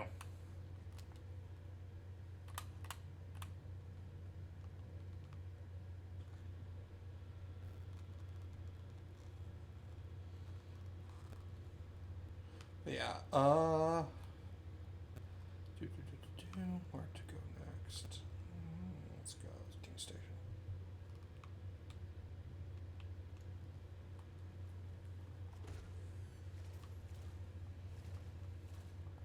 But yeah. It's an unfortunate fact of just how things are. How things have wound up. Though apparently Gurm is writing some other stuff now. He's apparently doing more Dunk and Egg stories, which is interesting. Which, who knows, maybe that'll get his creative juices flowing again. Sometimes you just need to step back from something and work on something else to get another look at it. That's definitely true, but I'm not necessarily sure if it's that he's struggling with creative juices and he's more struggling with the complexity of the world he has,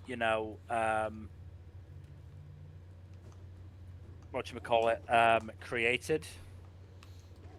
I imagine this is something we'll only find out details on long after he's finished with whatever he's writing.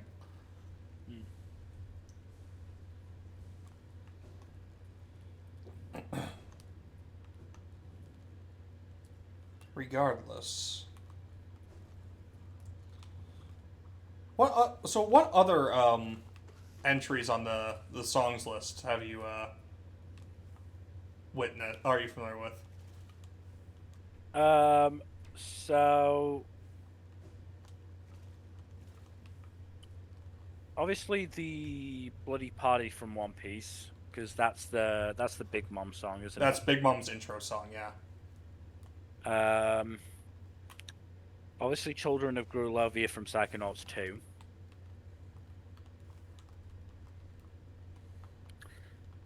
Gravity and Hell is Forever from Have Been. Holding Out for a Hero from Shrek 2. Agatha All Along from WandaVision. Kawasoya from Sarazanmai. Look Who's Laughing Now from Batman. Only You from Batman. Other Friends from Steven Universe. Rocky Road to Dublin. Top of the Woods from Hoodwinked. Top Musica from One Piece. We Don't Talk About Bruno. Whittle Old Me. You'll Be Back. Your Idol and You're a Mean One, Mr. Grinch. Yeah, those are all good ones. And I'm not With surprised. others that I may have heard but do not remember. So, You probably heard most of the Disney ones, in fairness. the Disney ones, yeah, I probably have at some point and just don't remember at this stage. Certainly a lot of the older Disney stuff anyway. Like Jungle Book. I know I've watched Jungle Book. Do I remember the song? No. Because it's probably been 20 years. Yep, that is fair. Little Mermaid, similar. I'm almost certain I have watched it at least once. Don't remember it. Again, not helped by the fact that when I would have watched it, which is likely at the before and after school club I had to go to when I was in what you would call elementary school. They would put these movies on, and in a in an attempt at rebellion, I would read instead. Right, you mentioned this.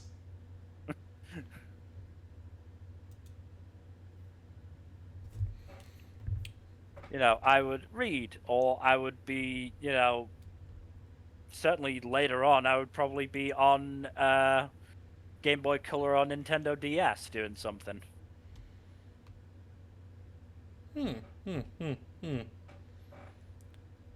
But yes, so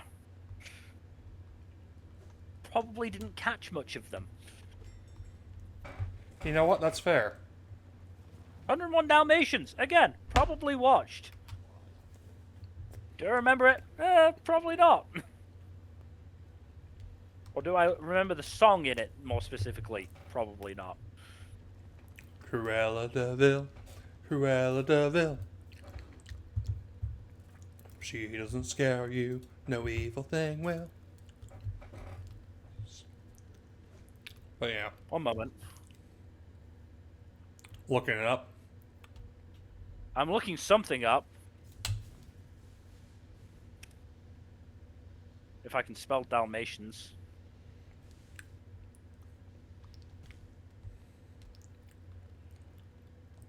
Yeah, that's fair.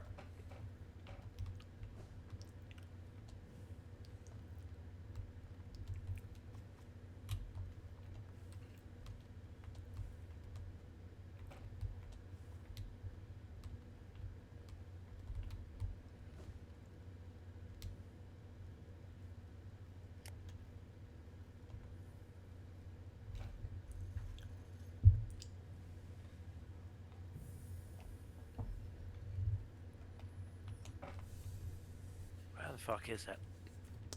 Hell yeah. Come on. I can't believe I didn't notice that earlier. Hmm.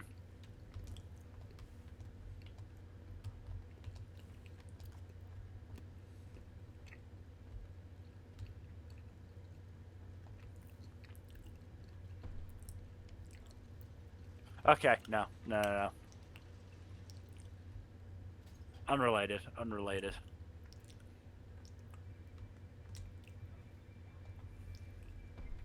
Because, obviously, The Simpsons has done a parody of 101 Dalmatians. Sort of parody of 101 Dalmatians. Was Mr. Burns playing Cruella?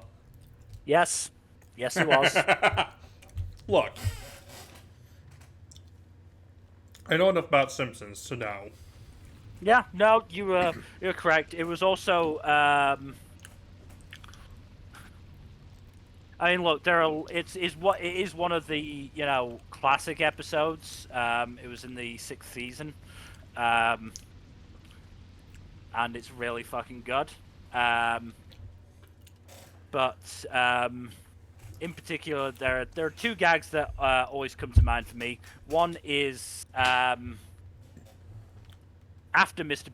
Burns steals these, I think it was 25 puppies. And the Simpsons kids go after him. Mr. Burns discovers them, and I think it was Lisa says, "Those are our puppies. You stole them." And Mr. Burns goes, "Here's a phone. Call someone who cares." She starts dialing 911, and he has to snatch the phone off her. Oh, that's clever. But the other, big thing from that episode is the song "See My Vest." Mm-hmm. Which sounds like a parody of Be Our Guest, if I'm being honest. It was a parody of Be Our Guest. I remembered that it was a parody of a Disney song.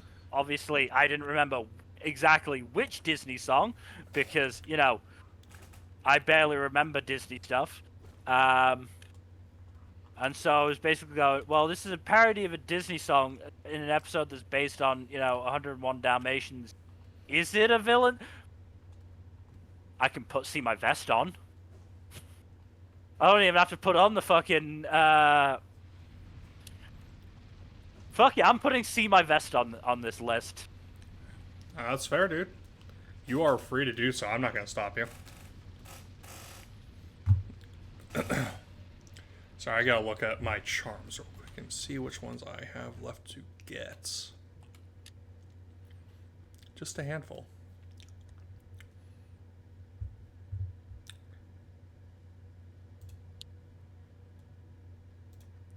On the subject of songs, though,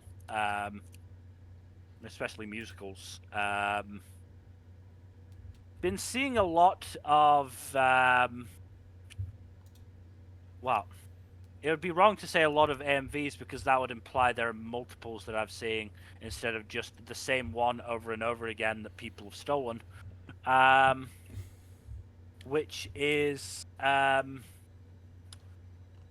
which had Atelier one set to one of the Hamilton songs. Interesting.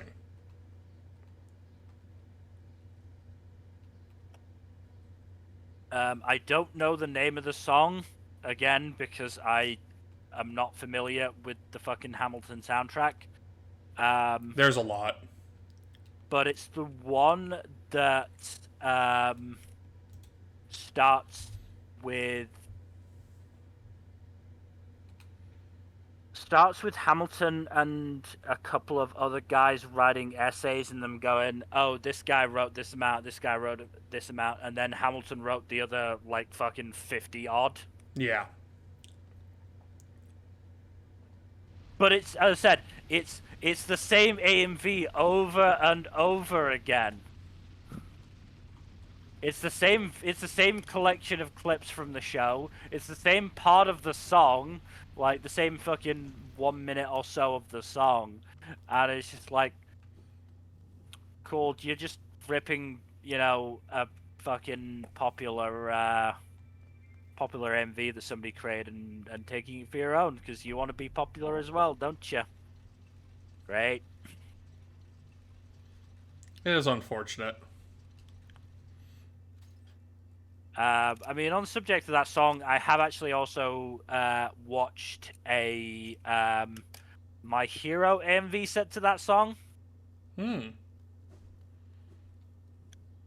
Which song is it, by the way? Is it Not Throwing Away My Shot? I think so. I believe I remember that lyric in there. That is one of the more classic Hamilton songs, and it does make sense.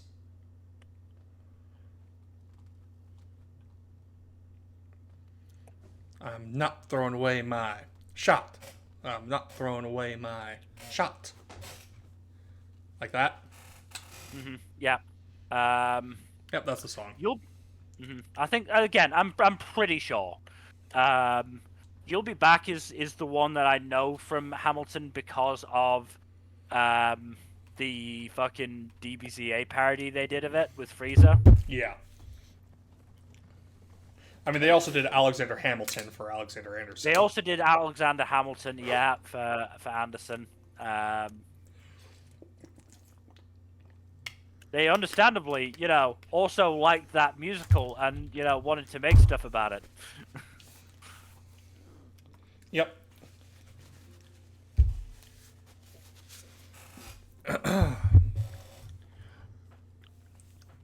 Yeah. On the subject of that period, another one of these episodes of History Rage that I listened to was about the Boston Massacre. Oh, that's a fun one. And the fact that it would be dishonest to call it a massacre. Yeah, only a handful of people died, but it's still kind of pivotal to that whole portion of American history. Also learned that the Boston Tea Party was not about taxation. It was about some things adjacent to taxation, if I'm remembering right. It has been a while since I took an American history class.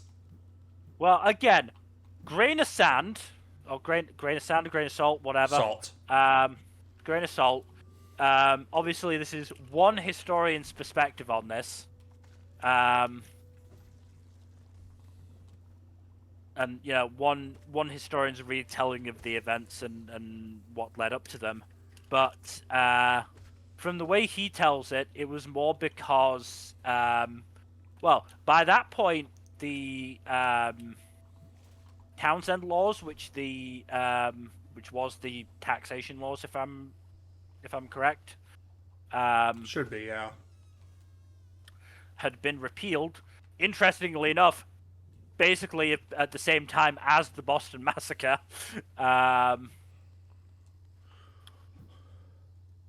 And it had basically been said, hey, why are we, cutting ourselves off from a good income supply here? Let's, take away the taxes on the tea and send the tea over there to, make some money from it. But the point was, at this stage, y'all over there in America had come up with your own,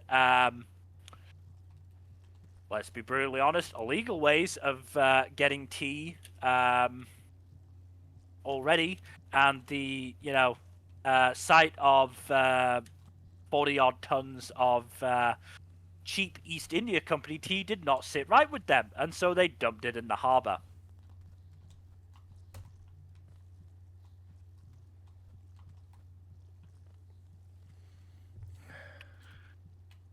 Yeah, as I said, that's what I've heard.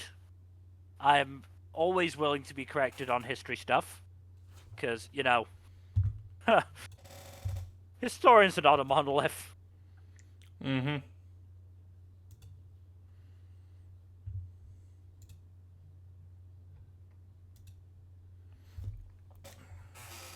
That's not inaccurate.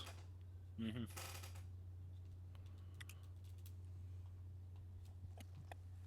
How the hell do I get out of here? No. You know what? I think I'll need to break this wall from the other side. Because the map shows, yeah. On a similar subject to that time period in history, apparently an anti-gun organization has filmed somebody, or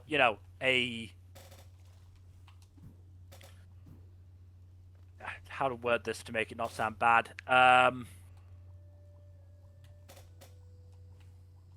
Filmed somebody acting out as if they were doing a mass shooting with a musket to show, how ridiculous it is and how ridiculous the Second Amendment is. Yep. They did not have the technology to do to make those kinds of weapons at all back then. Point is, the guy gets one shot off from about sort of 10 feet away, misses, because that's, Muskets are shit in accuracy. Muskets are very inaccurate. And as he's reloading, everyone just runs away. Yeah, he'd either he'd either have no targets or he'd get jumped after the first shot. Mm-hmm. Because, I mean, even, the professional soldiers of, the late 18th century, early 19th century, were not firing more than, I think maybe 6 bullets a minute. That sounds generous. And that probably is generous. That probably is generous, if I'm honest. It might even be only 3 bullets a minute, but the point is, even, even if we were to say this is peak efficiency, the person perpetrating a mass shooting with a musket has, trained over and over again at loading a musket, which, I think at some point somebody would have started to suspect something. To the point where they could, load a musket as fast as is humanly possible. They are still only getting off, as I said, if we assume 6 is what professional soldiers were doing, they're still only getting 6 shots off a minute, which, compared to 6, shots that That's know a have revolver. That's not even like a regular handgun clip. That's a revolver, in like poor, a fraction yeah, of the time. and poor accuracy and low actual stopping power. So if somebody did say hide behind a door or a desk, if you shoot a fucking musket at a desk or a door, the musket is probably not, unless you're right up against it, the musket is probably not getting through it. Mm-hmm. Or at least a decent quality door or desk, if it's made out of shitty plywood, you might get through it, Yeah. but Let's be honest.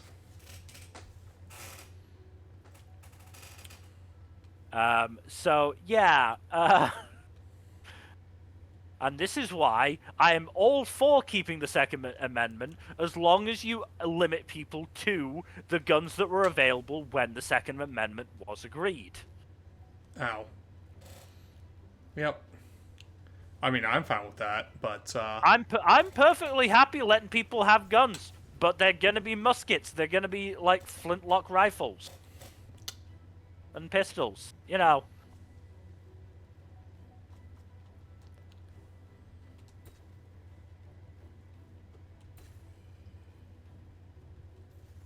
Um, Again, I've just remembered another thing. ow. The most recent episode of the podcast with my lecturer was on Billy the Kid, Ooh, he's a fun one. which was quite interesting. God damn it. Obviously, he's got such a. I'm sorry, I should laugh. But also, you did laugh at me. Well, I didn't even need to wait for Path of Pain, eh? Oh, Path of Pain is going to be much worse. The White Palace is already pretty bad. But yeah, so obviously, a lot of my knowledge, on Billy the Kid comes from whatchamacallit, pop culture, effectively. Interesting to learn that his time as a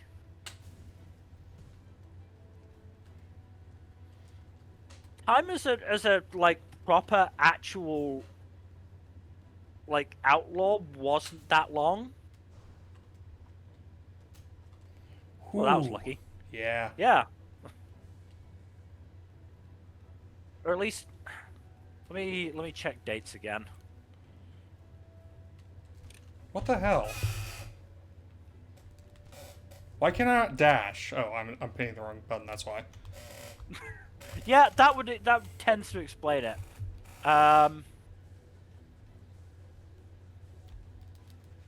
Yeah, he was only really an outlaw for 3 years. And before that, he thought that he was, semi-working within the law. Damn.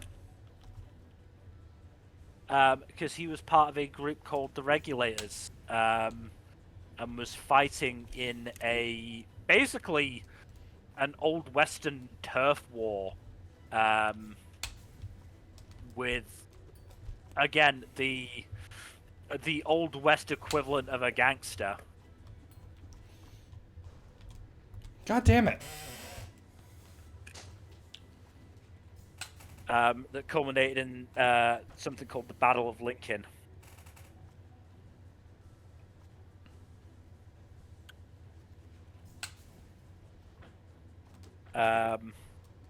So yeah, like, very interesting to find that out. Also interesting is that he actually, well, after, I mean, here's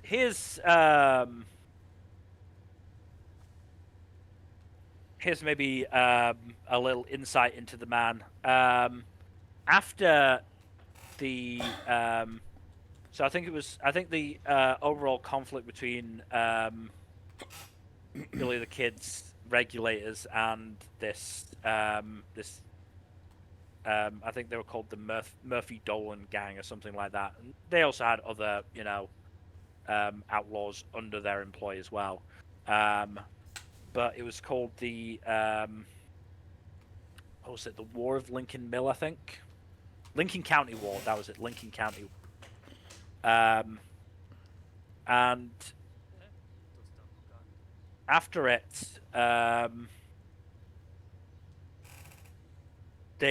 he and a friend of his saw a murder and heard that the local governor was offering basically. Well, actually, no. He offered to provide info on this murder in return for amnesty, and Billy the Kid did actually go in, give the information, and then, unsurprisingly, got double-crossed and arrested. I'm shocked. Shocked, I say. It's very funny that I learned one of my martial arts moves because of painting. A painter. Mm-hmm. Wax on, wax off, indeed. Neat.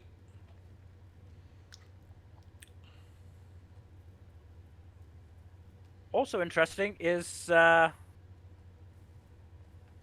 Billy the Kid was... I'm not sure how much he was ever actually referred to as Billy the Kid during his life. Yeah. He did get the nickname the Kid, but you know, whether that's again, when that happened, I'm not 100% sure. It may have been as late as a year and a bit before his death, Which is ironic for a number of reasons. Mm-hmm. I mean, to be fair, he died at age 21. So, Jesus. yeah. They talk about the 27 Club.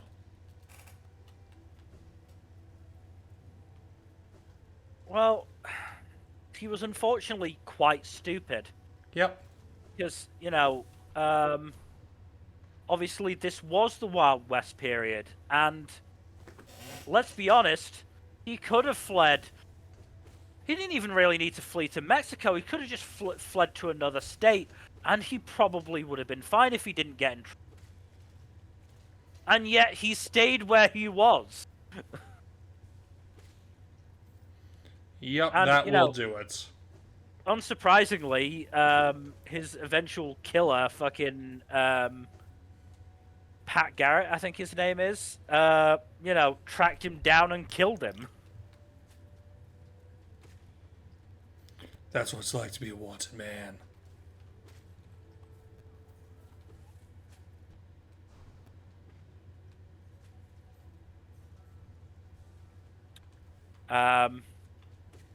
There was also a guy in just after the Second World War called Brushy Bill Roberts who claimed to be Billy the Kid.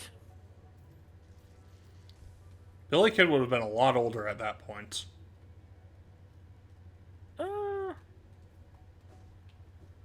Because Billy Kid was what, late 1800s?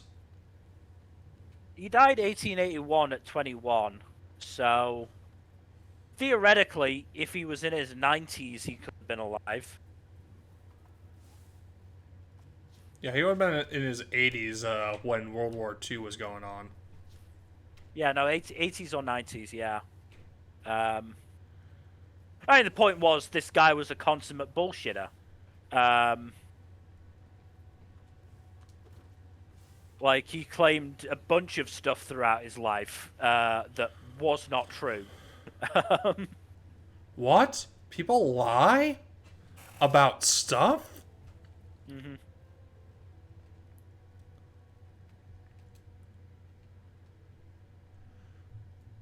He also claimed he was a Rough Rider with good old Teddy Roosevelt. Also claimed that he had been a member of Jesse James's gang.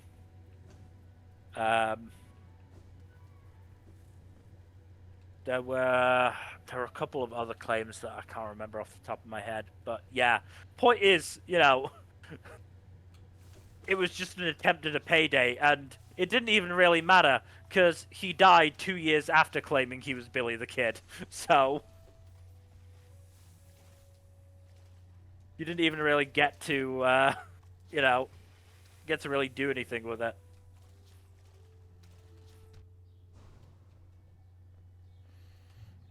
Sucks for him.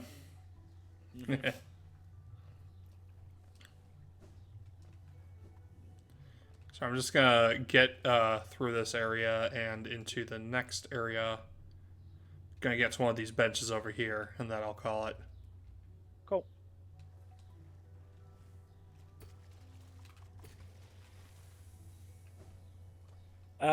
Last topic then. How have you been enjoying this arc of Wayne Family Adventures? It's been interesting. Been pretty fun. I'm really liking Selena's development. It's really neat.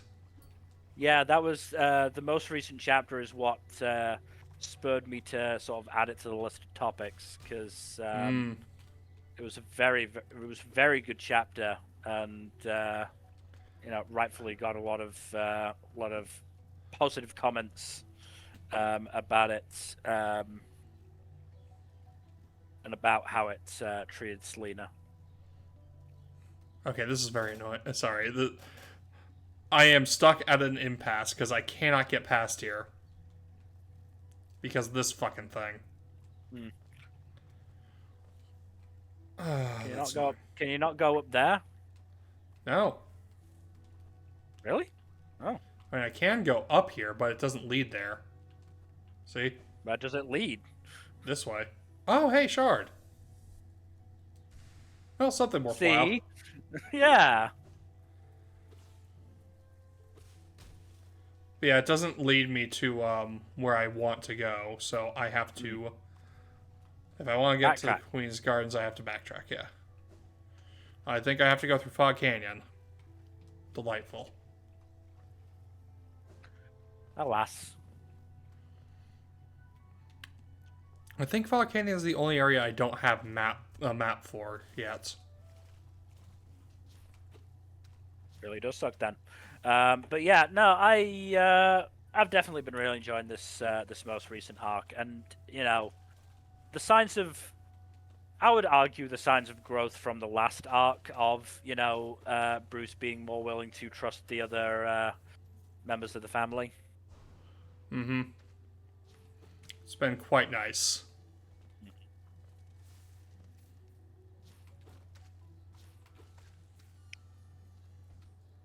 Well, we have a bit more time. Mm-hmm. I did see some One Piece stuff that may or may not be interesting. So first things first, somebody posted, you know how bookstores will give a little funny blurb about a series. Somebody found a One Piece one of ADH kid hyperfixates on a treasure, and now it's everyone's problem, including the government. The fact that he's made of rubber just makes it much, much worse.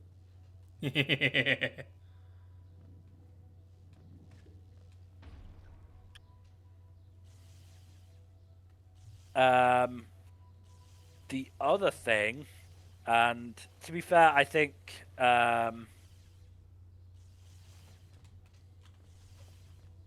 I'm not sure, I don't think this theory is particularly credible at this stage, but I thought it was an interesting one nonetheless. Oh. Big News Morgan was a part of the Roger Pirates and saw what piece was. Ooh, that's an interesting theory.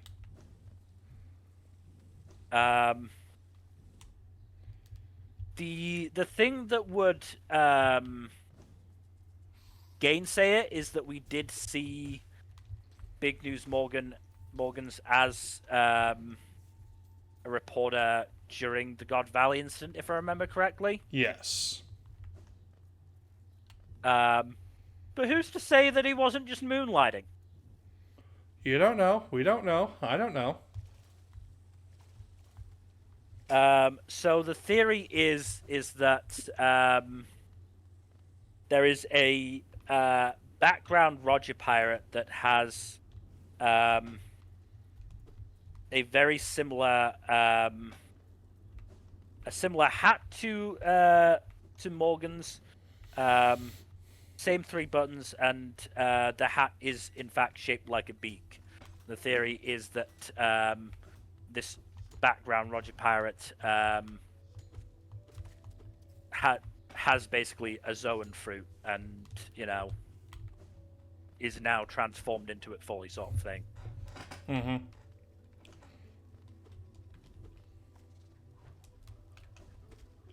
I mean, look, it's one of those where I can see the kernels of a possibility there, but it is a yeah, bit.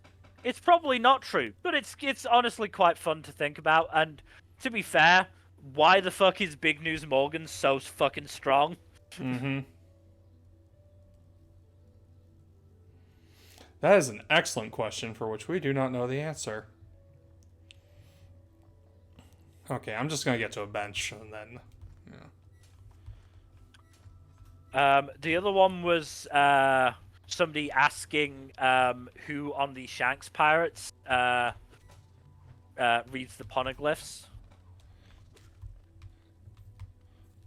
Obviously, Ben Mechman.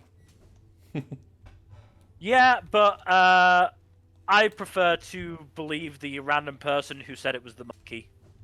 It would be hilarious if it was the monkey. Also, it would be very funny if it was Lucky Roo. Either one of them I would be happy with. I mean, look, it's almost definitely Ben Beckman, but, I prefer to believe it's the monkey. The same way I prefer to believe that Shanks thinks losing his arm is what made him. Yeah. Because, again, these are theories that don't hurt anyone, so I prefer to believe them. Also because they're silly. And Yeah, silly that's theories are funny. usually the best theories. They're funny. Like, let me have my whimsy. I mean, that is kind of core to One Piece. Yeah. I will laugh if it is revealed that Big News Morgans was a part of the Roger Pirates, though. I would adore it. I would actually adore it, but That it's would be pretty nuts. almost certainly not.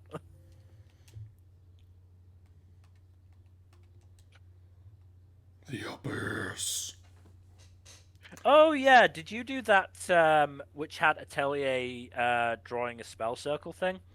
I didn't, actually. You'll have to send me the link again, because, yeah, I didn't get the chance to get around to it. I mean, it should be in... Oh, that's why Discord wasn't coming up. I already had it up, because that's how I'm watching the stream. Yeah, I think it's... Yeah, it's just a little bit up in the, whatchamacallit, seasonal anime chat. Okay. I'll take a look at it after we finish up here. But yeah, unless you want to talk a little bit longer, I do think this is probably a good place to wrap up. No, I think I've gone through everything I wanted to talk about. Cool. I got a long talk about history, which is always nice. Indeed. And you got to watch me die a bunch, which I imagine you also appreciated. Certainly on the platforming bits. The boss fight was a little bit more frustrating. Yeah, no, I completely understand because I'm basically at a point in the first Neo where I'm on, I think, the first the final boss of the first DLC, and it's a really fucking hard fight, and it's basically to the point where I either need to grind ridiculously for new levels, which at this point is very difficult, or I need to grind for better gear, which is also really fucking difficult and really fucking tedious. Mm-hmm. And so it's just like, well, I don't really want to play the game anymore because of this. Yep. So yes, I understand the woes of a going to fight boss. Platforming though, yeah, I'm gonna laugh at you. Fair enough. All right. Well, thank you everybody for watching. Hope you've enjoyed. In terms of future stuff, Tuesdays, Wednesdays, Saturdays, and Sundays are when we stream. Mill? Please do give us a follow and a subscribe here on Twitch and all that YouTube stuff. Like, subscribe, comment down below, and please press that bell icon, yo. And otherwise, we will see you tomorrow for should be more D&D.